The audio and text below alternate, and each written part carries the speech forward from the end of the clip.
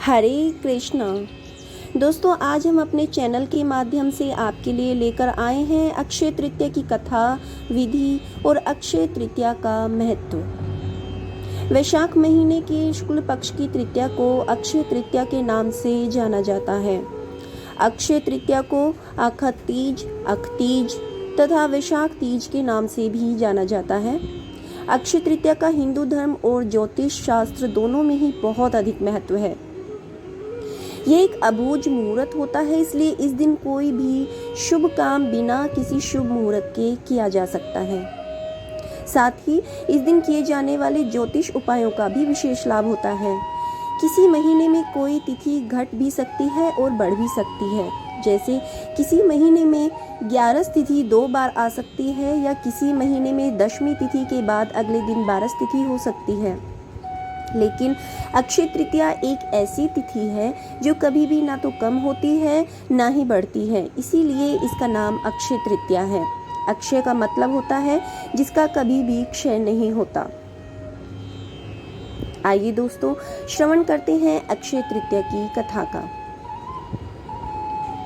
प्राचीन काल में सदाचारी तथा देव ब्राह्मणों में विश्वास रखने वाला एक धर्मदास नामक वैश्य था।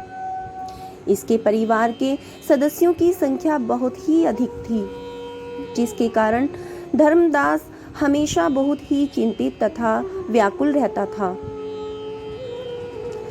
धर्मदास को किसी व्यक्ति ने अक्षय तृतीया के व्रत के महत्व के बारे में बताया, इसलिए उसने अक्षय तृतीया के दिन इस व्रत को करने की ठानी।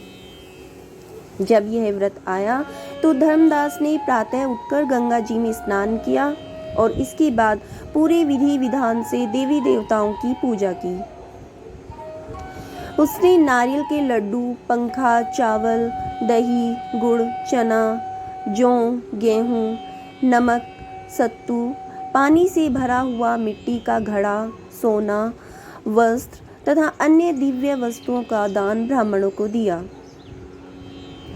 धर्मदास ने वृद्धावस्था में रोगों से पीड़ित होने पर तथा अपनी पत्नी के बार बार मना करने पर भी दान पुण्य करना नहीं छोड़ा।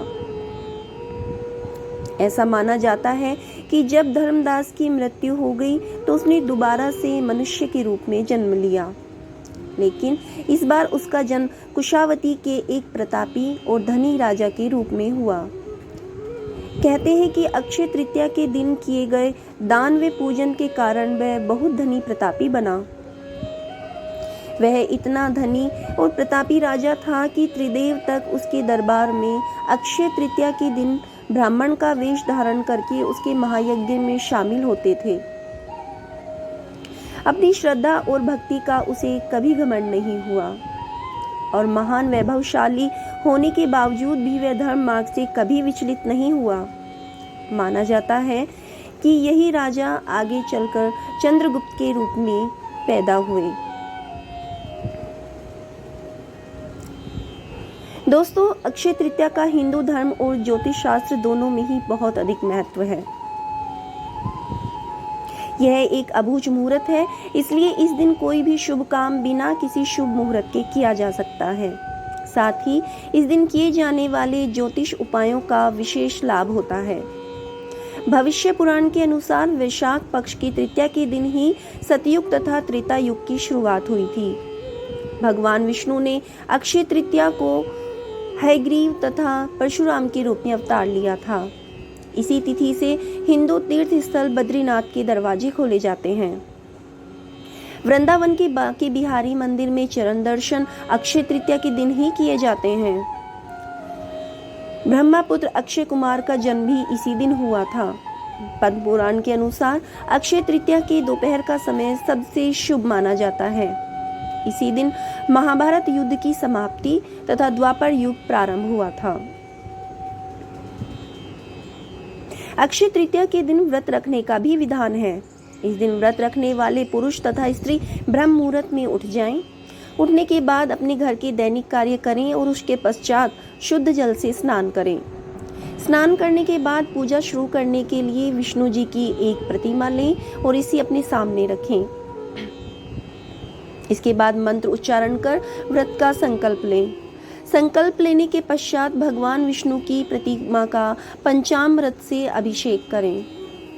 अब विष्णु भगवान की षोडशोपचार विधि से पूजा करें, उन्हें सुगंधित पुष्पों की माला अर्पित करें। इसके बाद यदि संभव हो तो विष्णु सहस्त्रनाम का भी जाप करें। अब विष्णु भगवान को तुलसी जल चढ़ाएं और इसके बाद विष्णु भगवान की आरती करने के बाद पूरा दिन उपवास रखें।